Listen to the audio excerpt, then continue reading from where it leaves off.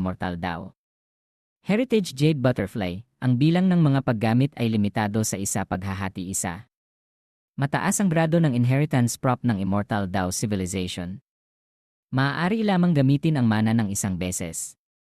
Mayroong mga bakas ng maraming gamit ng mababang uri, ngunit dahil sa espiritual na lakas, hindi naabot ng paggamit ang pamantayan, kaya hindi nito ginagamit ang iyong espiritual na lakas.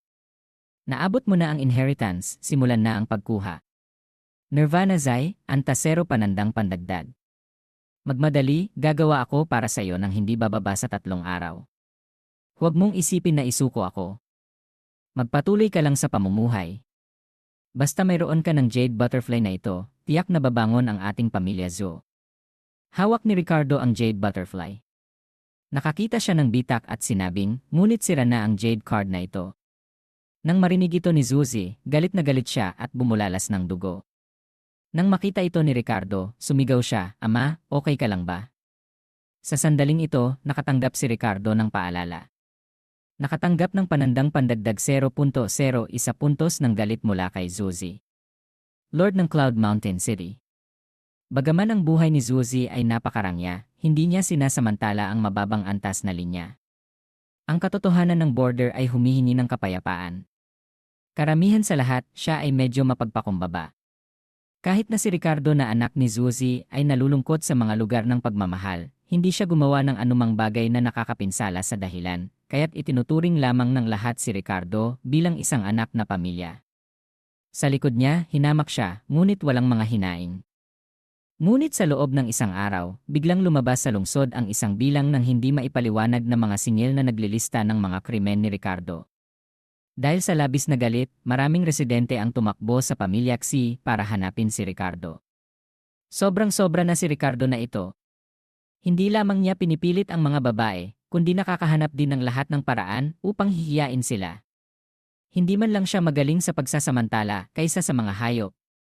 Kahit na ang matandang manok ng matandang hari noong nakaraang panahon na ninakaw ay ginawa rin niya. Sa sandaling ito, sa loob ng mansyon, iniuulat ng mga tauhan ang kasalukuyang sitwasyon kay Ricardo. Ginoo, ayon sa sinabi mo, ang mga sumbong ay nakadikit sa buong lungsod. Sa kasalukuyan, galit na galit ang masa sa lungsod. Mabuti na lang at nagsasara ang Panginoon para magsanay kung hindi nakakatakot. Ginoo, sinayang mo ang iyong isipan. Sinisira ang reputasyon, ano ba talaga ang dahilan? Hindi pa rin ito sapat. Hindi pa rin ito sapat. Nang makita ito ng kanyang mga tauhan, nagulat silang lahat. Sige, magpatuloy ka. Pag-iisipan ko pa kung anong karagdagang aksyon ang kailangan kong isulat. Nagbigay ng pagpupugay ang mga tauhan at pagkatapos ay umalis.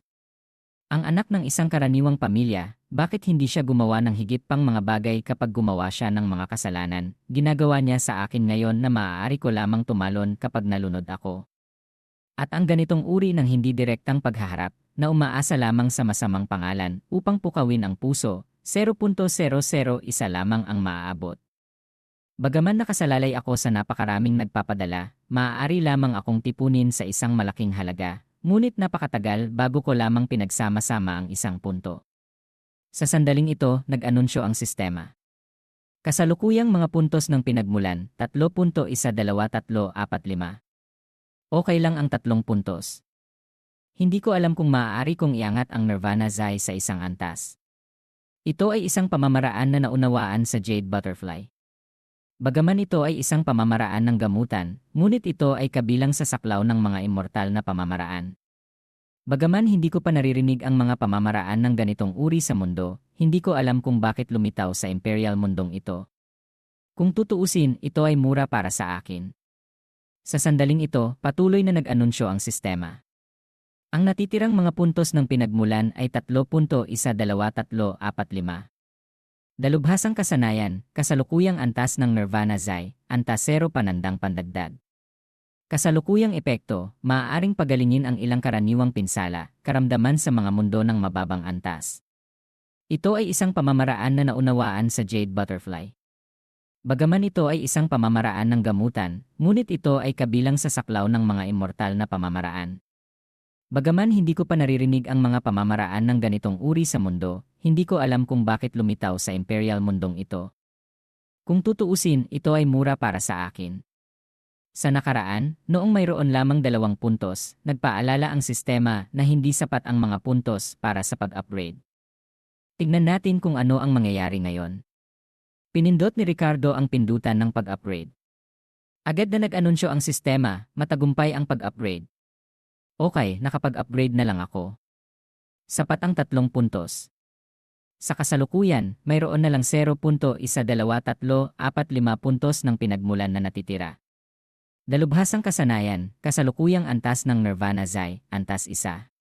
Kasalukuyang epekto, maaaring pagalingin ang ilang karaniwang pinsala, karamdaman sa mga mundo ng mababang antas.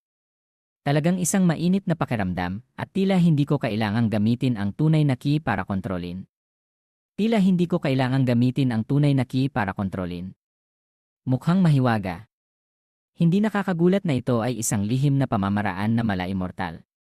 Sa Antas 0, makakapagbigay na lang ako ng isa sa lumang traidor ko bawat 12 oras para maibalik ang kaunting key, para makita ko, makakatulong ba ang Antas 1 sa kanya na lubusang gumaling. Lord of the City, bumisita na naman ako sa iyo. Nang makita si Ricardo na dumating, galit na sumigaw si Zuzi, hayop, hindi ka pa rin umaalis. Hindi ko kailangang sabihin sa iyo, at ang bawat araw na pagtulak sa sugat ko ay walang epekto. Ama, huwag kang tumakas. Nandito ako para pagalingin ka. Nang marinig ito ni Ricardo, natakot siya habang tumatakbo at sinasabing, sinabi ko na sa'yo, walang silbi na basta-basta mong pinapatay ako sa sugat ko araw-araw. Ama, huwag kang tumakas. Ito ang pamamaraan na naunawaan ko sa Jade Butterfly. Talaga, naramdaman ko ang iyong puso sa aking puso, kaya huwag kang dumito. Gayunpaman, sa kanyang malubhang sugat, hindi siya makakatakas sa anak na ito. Isuko mo ang galaw na ito sa aking mukha. Ang pamamaraan ay napakahinahon at hindi ko alam kung paano tatamaan ang acupuncture. Alam ko lamang kung paano ihinto ang dugo sa sugat. Hanggat gumagana ang lunas, okay lang.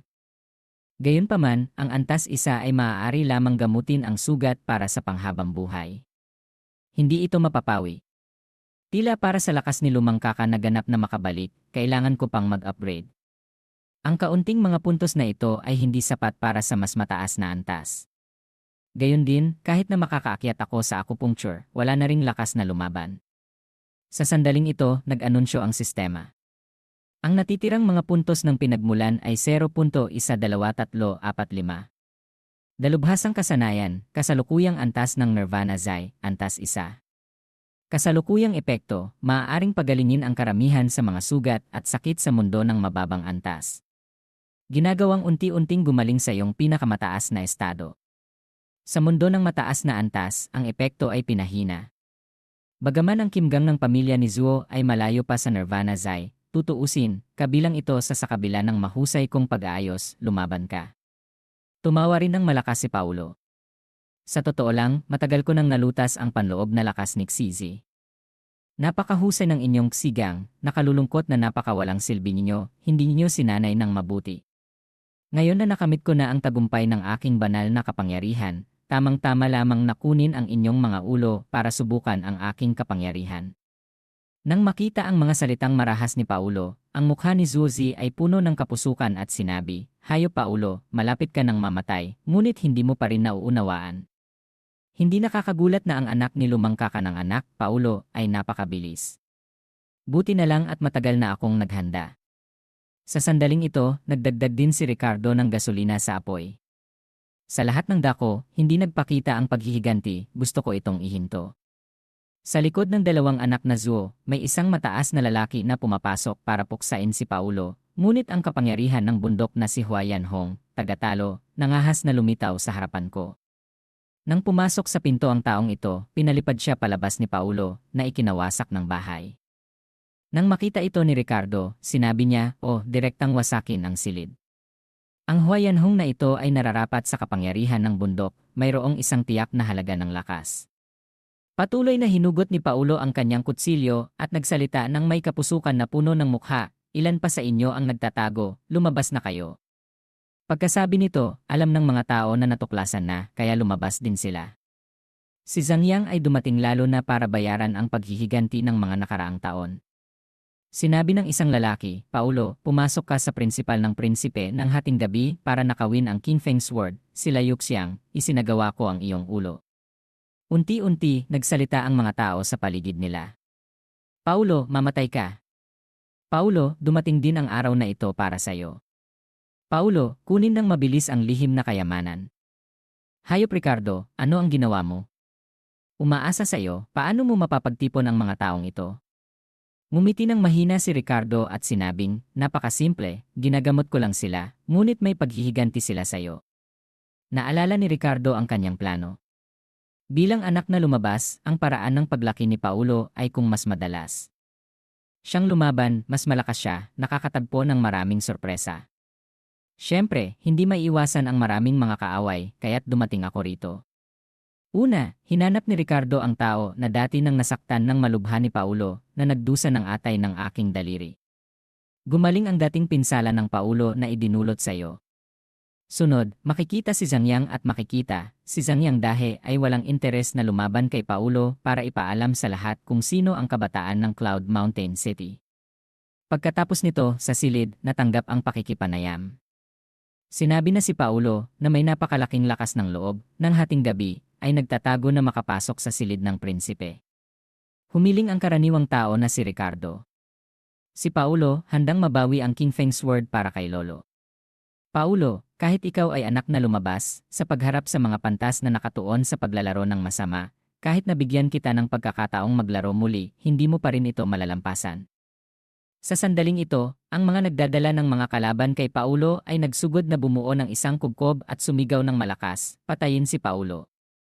Sa pagkakita nito, hindi natakot ang mga mata at biglang naliwanagan. Kahit na lumaban ako sa daan-daan, hindi ako matatakot. Pagkatapos ng lahat, itinuring din siyang isang bayani, ngunit ang kanyang mga kamao ay mahirap hadlangan ang apat na kamay, lalo na ang apat na kamay. Naglaban ang dalawang panig, napakatindi. Lalo pang lumala ang pinsala ni Paulo, humina na rin ang kanyang kapangyarihan. Sa labis na bilang ng kaaway, papalapit na ang katapusan ng digmaan. Si Ricardo, na nakatayo sa labas, ay nagmamasid sa sitwasyon, at ang pangkalahatang trend ay naayos na. Tila malapit nang matapos ang gawain. Sa sandaling ito, nagpakita ang panel ng sistema ng paalala. Ang natitirang balanse ng pinagmulan ay 2,545. Pamamaraan, Nirvana Z, Ranggo 2 panandang pandagdag. Kasalukuyang epekto, maaaring gamutin ang maraming mababang uri ng pinsala at karamdaman na nagpapahintulot sa kanila na unti-unting bumalik sa kanilang pinakamahusay na estado. Ang epekto sa mga mundo ng mataas na klase ay pinahina. Sa isip ni Ricardo, ang pag-ipon ng halaga ng ganitong numero ay hindi madali. Ang aking masamang reputasyon ay tiyak na kumalat sa iba pang mga lungsod bago ko ito naipon, ngunit 25 puntos, sa katunayan, ay hindi makakatulong kay Lumang Jelop na magsulong sa antas 3. Sa wakas, gaano kataas ang bagay na ito? Ngunit hindi mahalaga, mayroon akong oras. Tutal, maaari kong tapikin ang aking puwit at umalis anumang oras, nang hindi nangangailangan ng panghihinayang tulad ng sa pangunahing mundo. Pagkatapos makumpleto ang misyon, sisimulan ko ang paglilibot sa mundo. Pagkatapos, sisirain ko ang aking reputasyon at unti-unting makaipon ng mga puntos. Kaunting mga salita sa ibang mundo. Pagdating ng oras na maaari kong matutunan ang lahat ng uri ng martial arts sa mundong ito, tataas ako. Hintayin hanggang sa madaig ng mundo, pagkatapos ay babalik ako sa pangunahing mundo para ibitin ang malabas na sekta para talunin ito. Ito ay napakahusay. Habang nagpapantasya si Ricardo tungkol sa hinaharap, ang dalawang panig sa labas ay nakikipaglaban pa rin. Hayop Paulo, mamatay ka. Si Paulo, na pinagalitan ng may pagdurusa, ay lumuhod sa lupa at sinabing, imposible, paano naging posible na hindi ako maswerte? Ang lahat ng bagay ay maayos, paano ako matatalo? Oh, medyo pangit ang mukha ni Paulo. Hindi ba nagpapatalo? Pagkarinig kay Paulo, naliwanagan ang mga mata niya at sumigaw, Ricardo, maglakas loob ka, ang iba't ibang uri ng hayop na angkan, kung mayroon kang lakas ng loob, lumaban ka sa akin ng isa-isa. Biglang humampas ang hangin at dumating ang pagkulog. Umaasa ako sa aking isip para ayusin ka. Ang pagkuha sa silangan para guluhin ay ang tamang paraan. Ano ang labanan ng isa-isa? Tama na, dumating na ang oras, ipadala ka na. Nang marinig ito ni Paulo, hindi siya nag-atubili na umatake kay Ricardo at sinasabing, Paulo, hindi ako nakakakita. Sa takot sa sorpresa sa pag-atake, sumigaw si Ricardo, hayop, mayroon ka pang lakas na kumilos, magmadali, sakupin siya, hayaan kong bigyan siya ng isa pang kutsilyo. Agad na pinatay si Paulo sa lupa. Nagsimulang mag-usap ang lahat. Sa wakas ay patay na. Bakit biglang naging madilim ang kalangitan, kakatapos lang ng kulog? Tumingala si Ricardo at sinabing, hindi nakakagulat na ang anak niya, namatay, ay may kakayahang magalit ang langit. Sa sandaling ito, lumabas ang paalala. Namatay si Paulo. Nakumpleto ng host ang misyon ngayong pagkakataon. 70 puntos ang gantimpala. Nang makita ito ni Ricardo, umiti siya at sinabing, mahusay, talagang mayroong isang bawi sa pagkakataong ito. Hindi ko inaasahan na maaari pa akong makakuha ng mga puntos para sa pagkumpleto ng misyon. 1-0 segundo mamaya, babalik sa pangunahing mundo. Mangyaring maging handa ang host. Bumuka ang bibig ni Ricardo at hindi alam kung anong nangyayari. Anong uri ng impyerno ito? Hindi mo sinabi sa akin na pagkatapos makumpleto ang misyon, dapat akong agad na bumalik. Ang balak kong alisin ang lana ng mga tupa, ang 10 kong balak na gumawa ng espada ng pagkasira. Sa puntong ito, sa loob ng Ancestral Hall, ang katawan ni Ricardo ay nakahiga sa sahig na may napakaraming sirang piraso sa paligid. Nagsimulang kumikinang ang katawan ni Ricardo, dahan-dahang nagising, ginamit ang kanyang mga kamay para haplosin ang kanyang ulo at sinabing, ang kaluluwa ko ay bumalik. Kaya kung ililipat ako ng ganito, hindi ko maililipat ang katawan ko. Nakakainis, bumalik na naman ako sa hukay na ito ng dragon. Sa sandaling ito, naririnig mula sa labas ng Ancestral Hall ang mga pagtatalo, ang punong sekta na si Teresita, ang pagpasok na mag-isa sa Ancestral Hall ay hindi patatawarin. Huwag mong paboran si Teresita, leader, anong motibo mayroon si Diokno para itaguyod? Ano ang ginagawa mo para magdusa? Buti na lang ang bilis ng daloy ng oras sa pagitan ng maliit na mundo at ng pangunahing mundo ay hindi magkatugma. Sa panig na ito, hindi magtatagal. Kung hindi, maaari na akong maging isang nagpapalimos na tao. Mula sa labas, may lumabas. Lahat kayo, bumaba na kayo. Pagkatapos kong mahuli ang taong ito, ang dahilan at masama sa aking sarili ay pagpapasya. Opo.